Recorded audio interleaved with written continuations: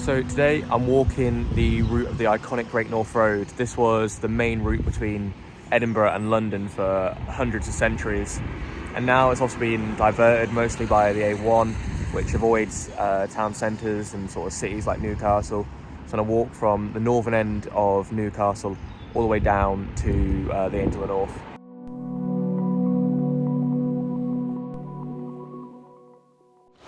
The thing about the Great North Road is you really see the change in the urban density of Newcastle, really from the suburban level into the city centre and then beyond.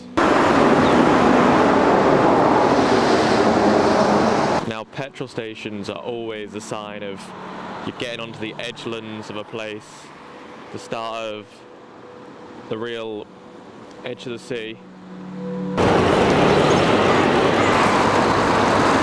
And now this small little bridge is over the River Ousburn, which is little more than a stream at this point, maybe a small river. And there's the first signs of commercial units along Great North Road, with the towers of Regent Centre behind it. And there the density starts changing again around Regent Centre.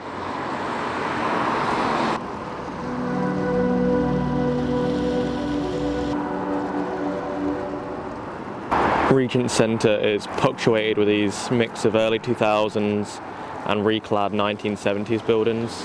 And again, these out-of-scale towers that really dominate the northern part of the city.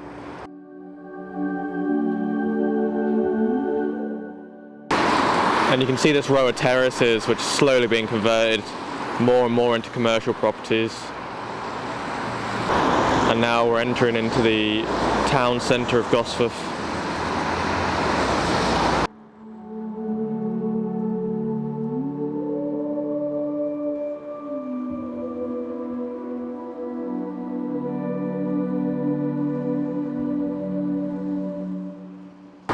And then sticking out from all of this Gosforth High Street is the 1970s shopping centre.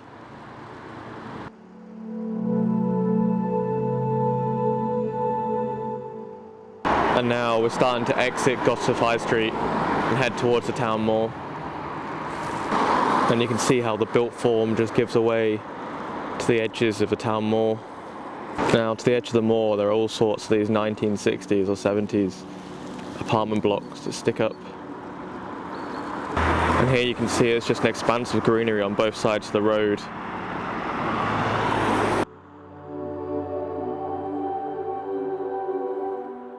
And my favourite part about this view is the Civic Centre's bell tower lines up almost perfectly with this road, creating such an iconic vista.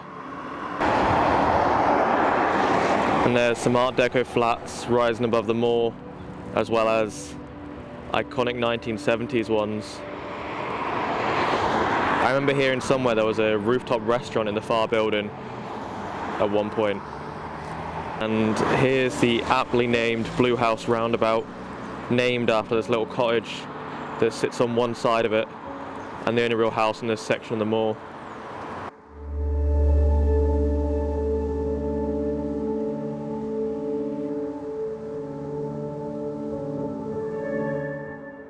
And you can also just make out through the trees the roof lattices of St James's Park, and just in the foreground the Wylam Brewery.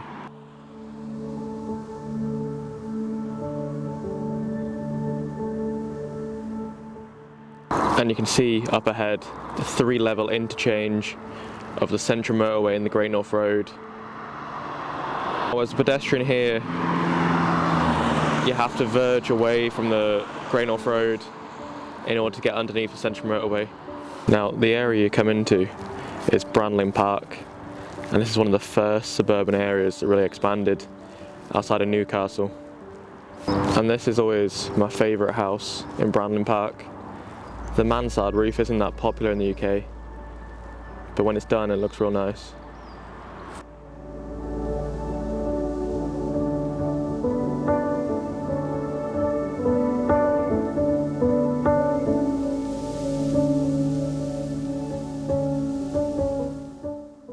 And then you emerge underneath the motorway heading towards Barras Bridge in the Civic Centre.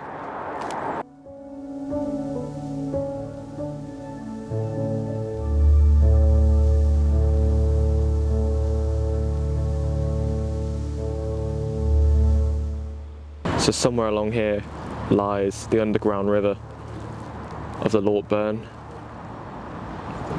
which this whole area is now named after Barras Bridge, naming the bridge that went over the burn. Now, the Great North Road would originally ran down Northumberland Street, but now it's all pedestrianised.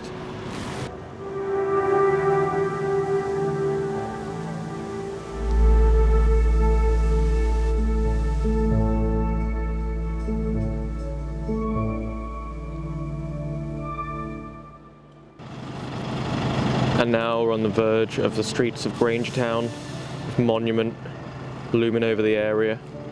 And this whole area is going radical change. Pilgrim Street with towers rising.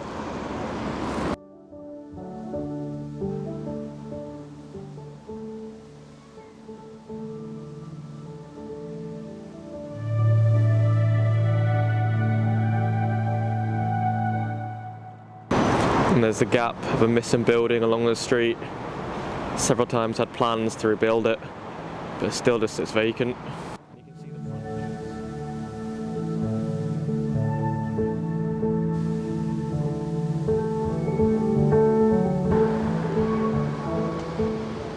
And here's where the Great North Road, or the A1, used to run over the Tyne Bridge. The original route, though, took you down by the river.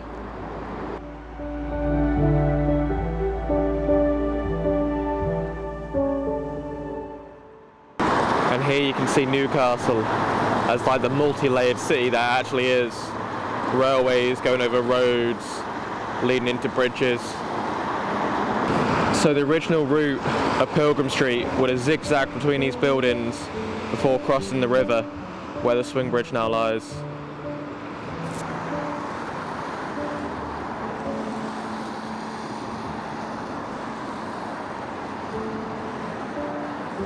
What other city in the UK can give you a vista like that? And then you turn slightly away and you get a vista like that.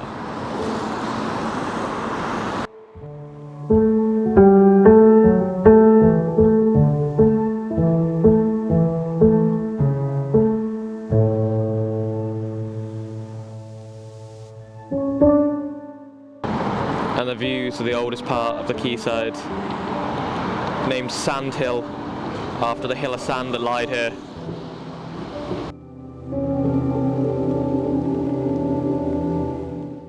And the vistas when you get into Gateshead are more modern buildings on the lead up to the Tyne Bridge, followed by the eyesore that is Trinity Square.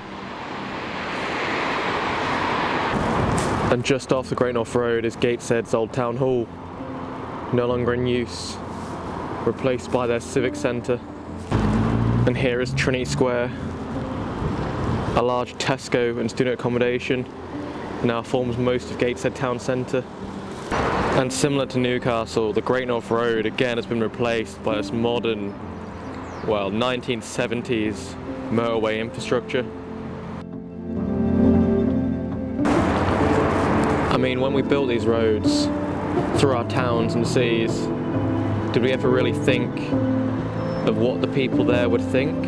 And as the pedestrian trying to follow the Great North Road, you verge on the edge of a wasteland as the motorway weaves across overhead.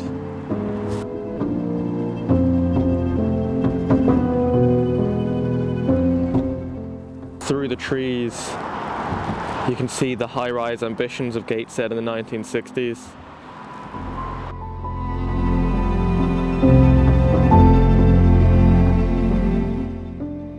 And once again, we exit the urban density into a Victorian-style density. And again, we return to the same sort of density and design as Gosforth High Street as we edge towards the suburban fringes of the city. And you can overlook the hills to the south-west of the city as we've been climbing this whole time.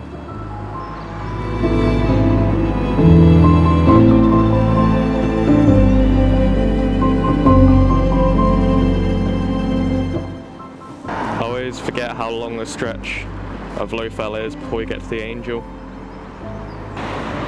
And now we start to exit the Victorian Lowfell into the residential areas that lie beyond. And then, just like in Gosforth, we come across the 1930s semi, which really indicates the edge of the city. And there, in the distance, signals the end of our walk, the Angel of the North rising above the high-rise flats. Now, the Great North Road has changed from a single-lane road into this dual carriageway that weaves towards the Angel.